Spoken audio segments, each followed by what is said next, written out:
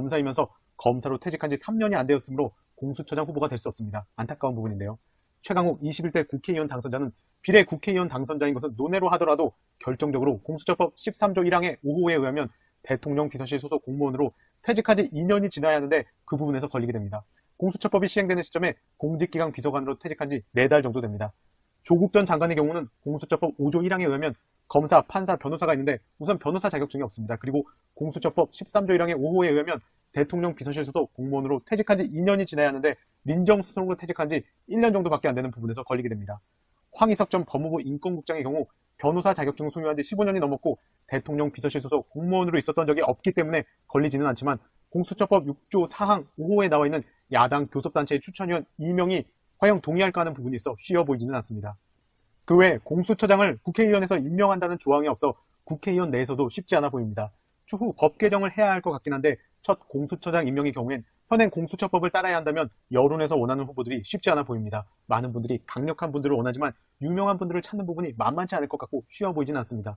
참고로 공수처장은 15년 이상의 경력을 지닌 판사와 검사, 변호사 또는 변호사 자격을 가진 대학 법률학 조교수 이상으로 재직했던 사람 중 추천될 수 있고 임기는 3년으로 중임할 수 없습니다. 다만 실무진들을 강골로 임명하는 방안도 보완이 될 수도 있어 보입니다. 또한 오늘 초대 공수처장의 김명란, 이정미 두 분이 거론될 것과 관련해서도 자문위한 이유는 초대 처장과 관련돼 여성 법조인을 임명해야 한다는 등의 의견이 나왔다. 다만 처장 임명은 후보추천위원회에서 따로 진행되는 사안이라 가볍게 여러 의견을 나눈 분위기였다라고 후속으로 언급했는데요. 관련해서 거론됐던 김영란 전 대법관의 경우에는 공수처장을 할 나이가 이미 지났다, 시키지도 않을 거고 할 일도 만무하다고 언급하셨고 공수처 자문위 관계자도 공수처장 정년은 법으로 65세로 정했다. 초대청장인데 임기 내 정년으로 그만둬야 하는 부분은 추천이 어려울 수 있을 것이라고 언급하긴 했습니다. 이정미 전 헌재소장 권한대행도 공식적으로 제안을 받은 적이 없고 현직에서 떠난 지 오래라 맡기가 적절하지 않다고 언급했습니다.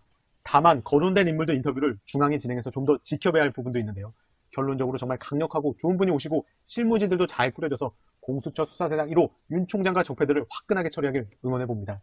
임은정 검사 쟁점사항 직접 고발하겠다. 여론상으로는 공수처장 후보로 듬직한 임은정 검사님은 아쉬움을 위로하는 듯 금일 정동 칼럼에 생명의 서라는 제목으로 문학적인 부분과 함께 검찰개혁에 관해 여러 생각할 부분들을 던져주셨는데요.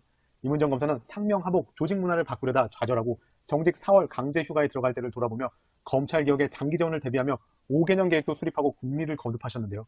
그 국리의 결과물들을 정동 칼럼으로 공유해 주셨습니다. 임은정, 위법한 지시를 한 간부, 지시대로 해야 할 일을 하지 않거나 해서는 안 될 일을 저지른 검사를 처벌한 선례를 만들어 보기로.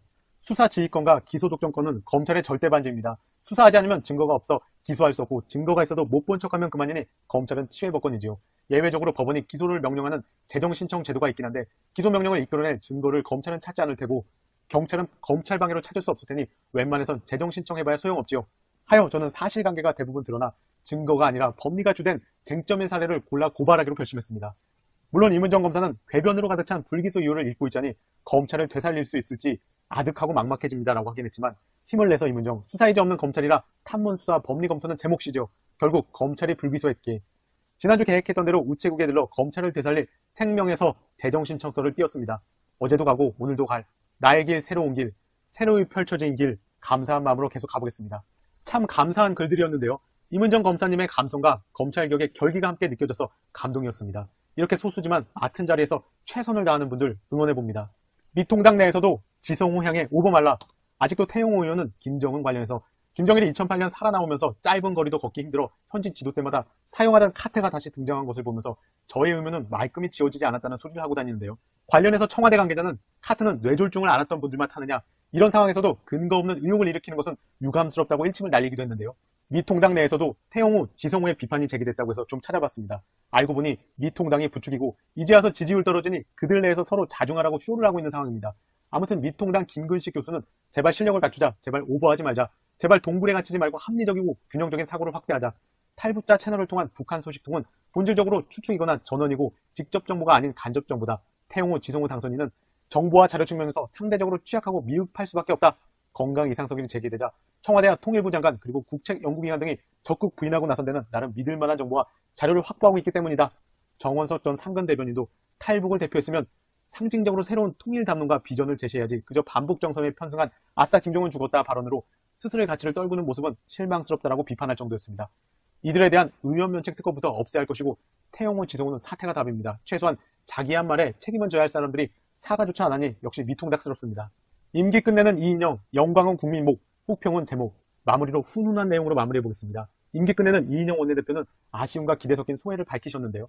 이인영, 이제 새 시대로 가는 열차가 곧 출발한다. 나는 시대의 환승역에 서 있다. 혹평은 제 몫이고 영광은 모두 국민의 몫이라고 여기고 있습니다. 또한 이 원내대표는 패스트트랙 협상에 대한 짙은 아쉬움을 표하기도 했는데요. 그는 특히 여야 원내대표들이 지난해 한미 방위비 분담금 협상과 관련해 방미했을 당시를 언급한 뒤 패스트트랙 해법을 찾을 수 있지 않을까 기대했는데 그 시점을 그냥 놓친 것이 매우 아쉽다며 당시 상황을 자세히 설명했습니다. 이인영, 미국으로 출발하는 날 황교안 당시 통합당 대표가 단식 말씀드리려고 합니다.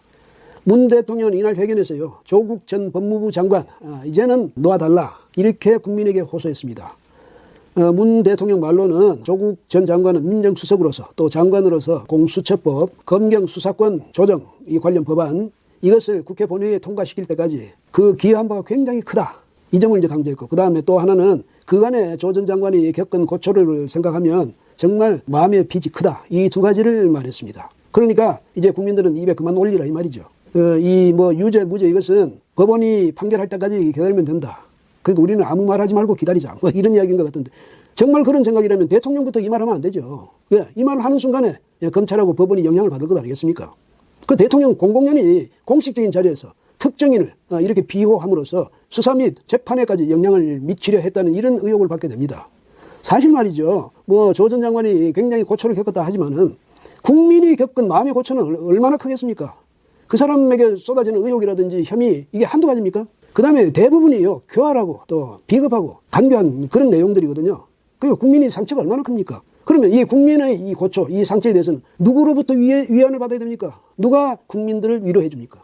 대통령이 공식적인 자리에서 자신이 총애하는 사람에 대해서 이렇게 공공연히 변호를 해도 되는 건지 정말 그걸 알 수 없네요. 예. 또 한 가지 이날 그 회견에서 두드러져 보인 장면은요. 문 대통령이 추미애 법무장관을 일방적으로 편들어 준 겁니다. 그 최근에 이제 추미애 장관하고 윤석열 검찰총장 사이에서 검찰 인사를 둘러싸고 갈등 구조가 형성됐죠. 그런데 여기에 대해서 문 대통령은 윤 총장이 왜 추미애 장관의 지시를 받지 않느냐 이렇게 힐난하듯이 말했습니다. 그 오라면 가서 의견을 말하면 될 텐데 무슨 제3의 장소에서 만나서 의논하자는 식으로 그렇게 말하는 것은 인사 프로세스에 역행하는 것이다 이런 말을 한 거죠. 그 말만 한 게 아니라 과거에 검사 선후배 사이이던 장관과 검찰총장이 밀실에서 만나 의견을 교환하는 그런 일도 있었는지 모르지만은 그거야말로 초법적인 그런 권력 또 지위 권한을 누리는 그런 일이었다 이렇게 지적하기도 했죠. 듣기에 따라서 상당히 과거에 대해서 조소하듯 하는 이야기입니다. 이제는 그게 안 통한다 이 말이죠. 그러니까 윤 총장 주제를 알아야지 자신의 주제도 모르고 말하자면 시체말로 이 장관에게 대드느냐 이런 말입니다. 그리고 추미애 장관 말이죠. 지금은 이제 흔히 하는 말로 대통령 백 믿고 이렇게 윤 총장을 핍박하는 건지 모르겠는데 길들이게 하는 겁니까? 그런데요. 한 가지 알아두셔야 될 것은 윤 총장도요. 조국 전 법무장관에 대한 수사하기 이전에는 대통령으로부터 세상에 없는 검찰총장으로 신뢰받고 칭찬을 받았습니다. 이거 기억해둬야 될 거예요. 갈수록 아집이 세지는 문재인 대통령의 모습을 보면서 그 문 대통령 임기 후를 생각하게 됩니다.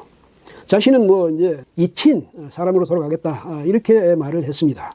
그러니까 이 말은 정치적으로 무슨 의미 있는 그런 행위는 하지 않고 조용히 살겠다 이 말이겠죠. 그런데 이제 이걸 듣기에 따라서는 나는 이미 제도적으로 안전장치 다 마련해놨어. 이제 누가 나한테 탈 잡으려 해도 걱정 없어. 이런 뜻으로 들릴 수도 있습니다. 그런데요, 어떤 보호장치를 얼마나 잘 마련했는지 이건 좀 나중에 봐야 알겠지만은요, 이 법적 보호장치가 크게 유효하게 쓰이는 경우를 못 봤습니다. 그런데 제가 느끼기로 그동안에 문 대통령 앞으로 적폐라고 할 수 있는 그러니까 무리한 권한 행사